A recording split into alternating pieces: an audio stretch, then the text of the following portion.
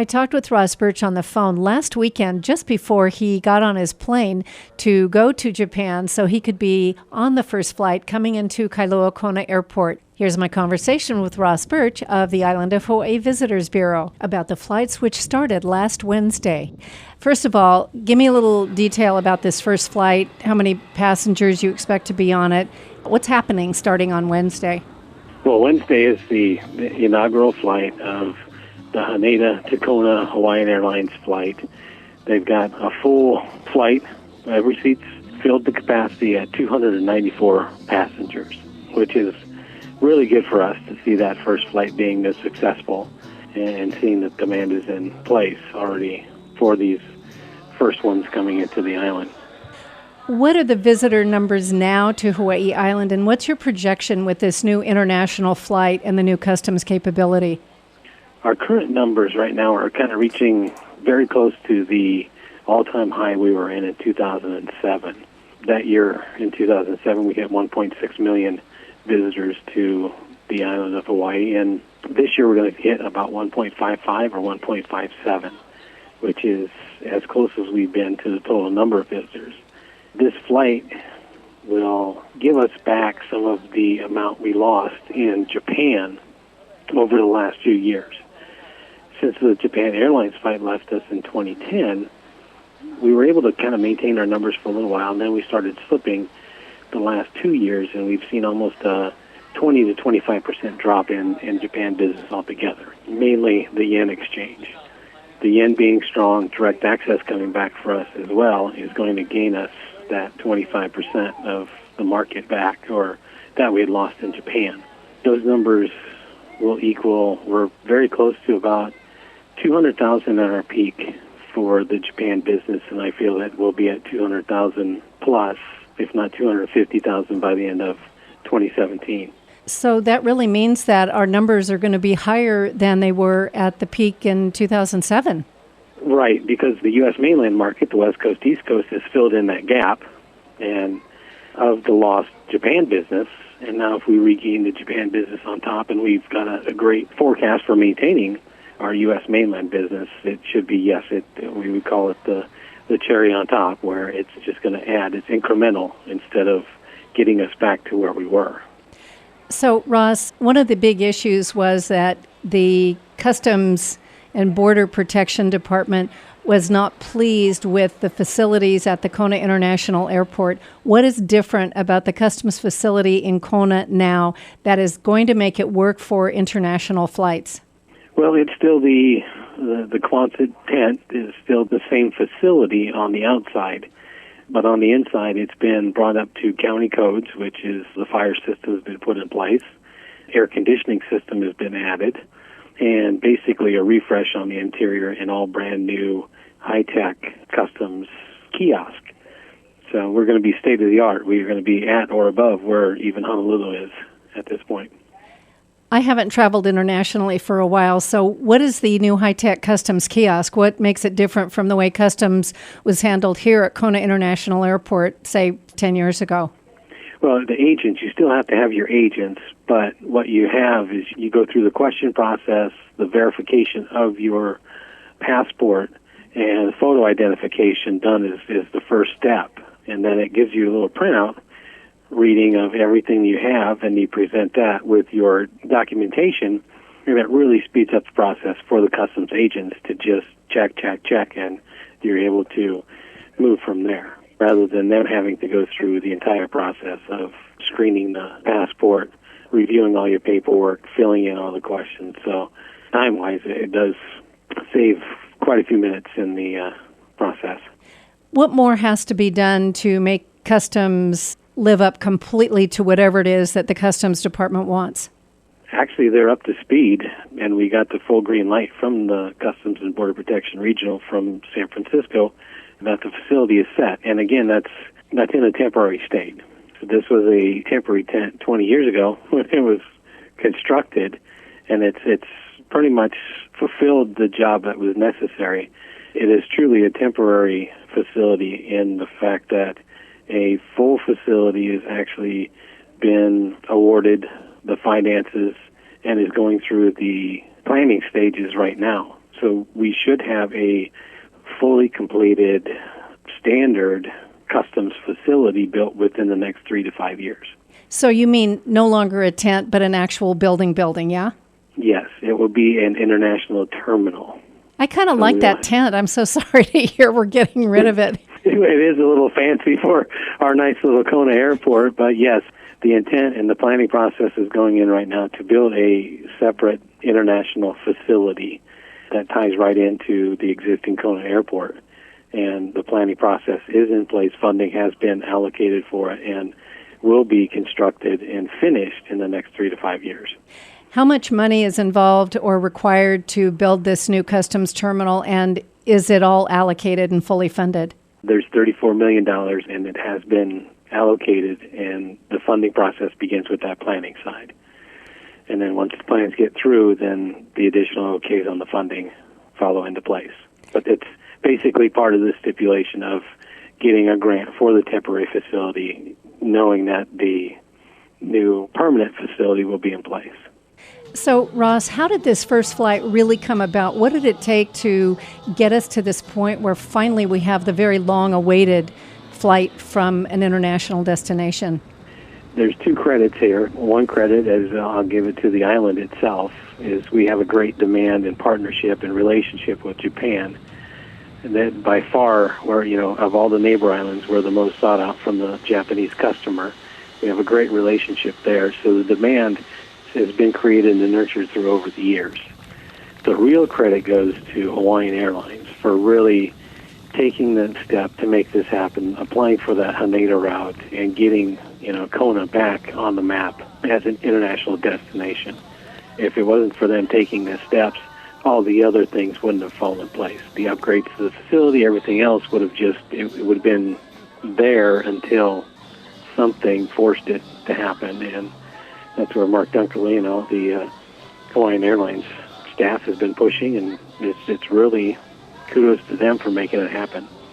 So did Customs agree to, or did the state agree to the upgrades then after Hawaiian got this award? So Hawaiian really did make it happen?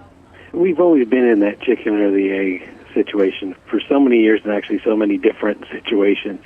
It's if this happens, this will happen in exchange. If that happens, another will happen in exchange.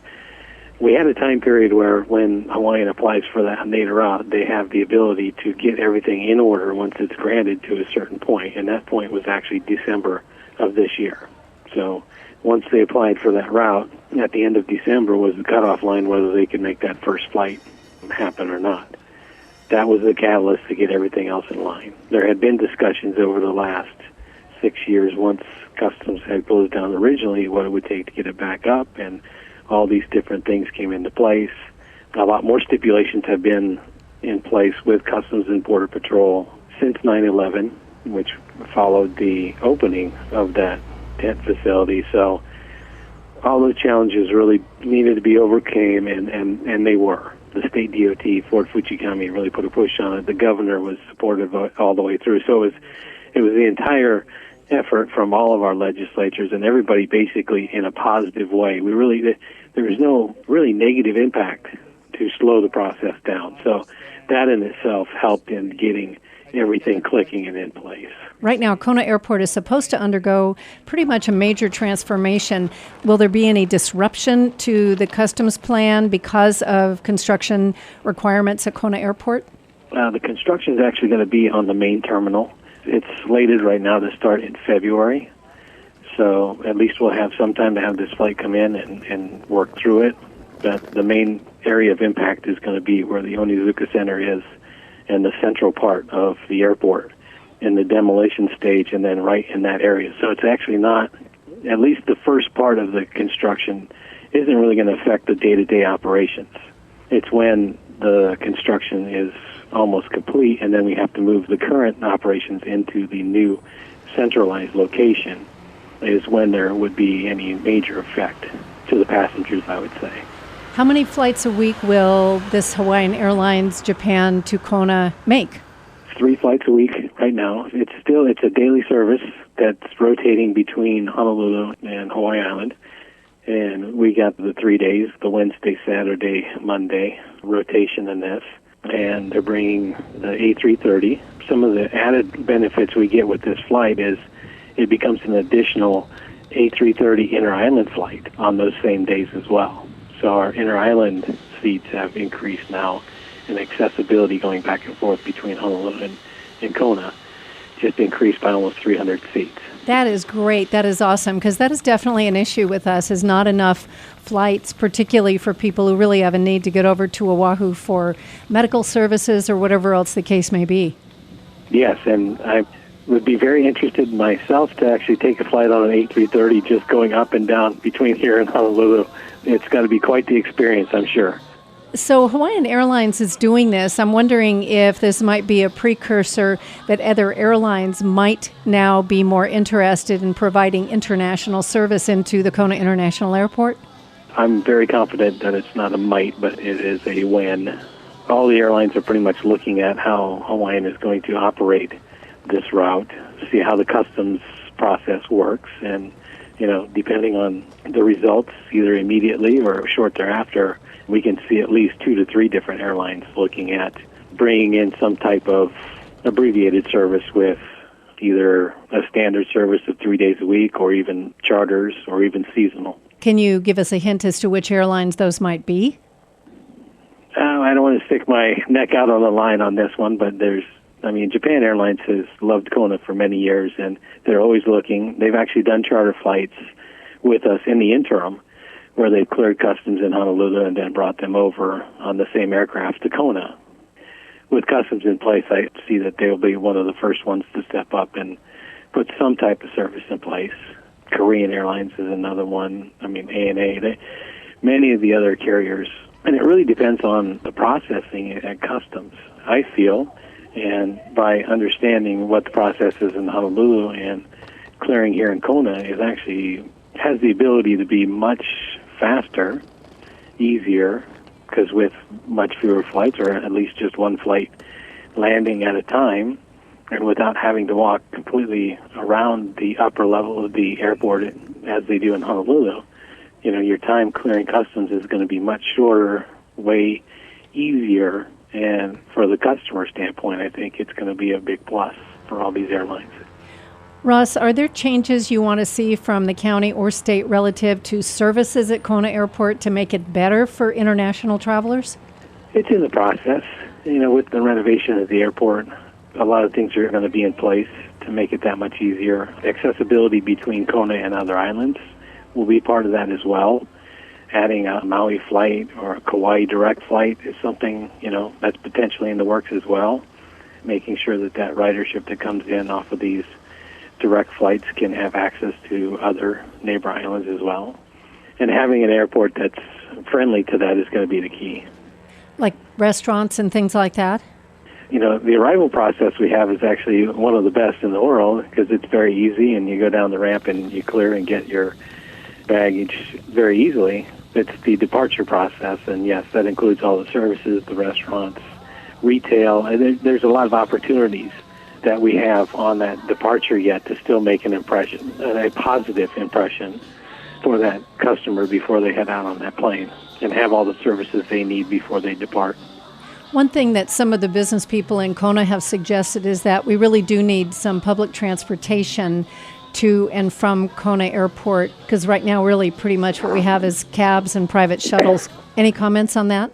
Oh, absolutely. With this international market, it's almost part of their routine. They are accustomed to public transportation systems everywhere they are in their own countries and wherever they travel. I've been an advocate myself for getting some type of public transportation system from the Keauhou area all the way up to Mauna Kea Resort, and using the airport as that key intersection for making that exchange or as a tie-in. And with our increased Japan visitors now, it'll be one of the key elements to continue and be able to aggressively market to that major market area.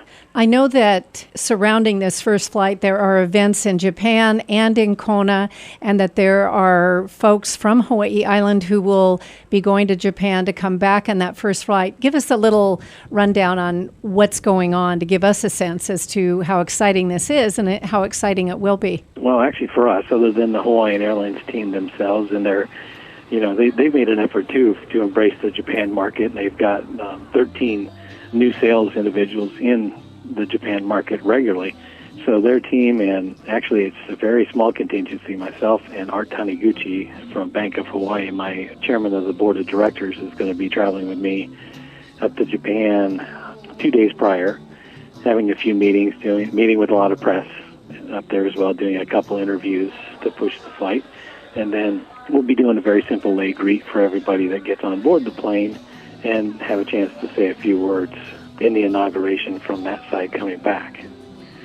Here, on the other hand, it's going to be a full-blown major arrival process with all the dignitaries from the state and the island giving speeches, and Hawaiian Airlines first and foremost being there to tout this new route. They'll be greeted with lei when they arrive as well. We have entertainment scheduled, and every one of them is going to get a gift bag filled with all kinds of great goodies from the island that they can enjoy while they're here on their stay. That's wonderful. That'll be really fun.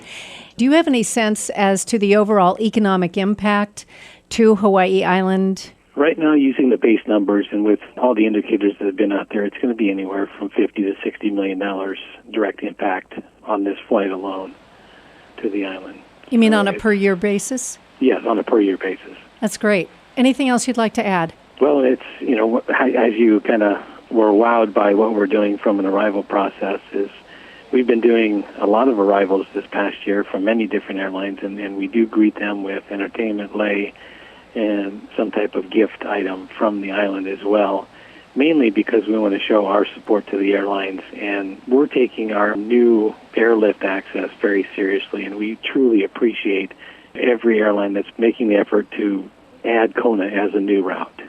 It's been phenomenal for us over this last year.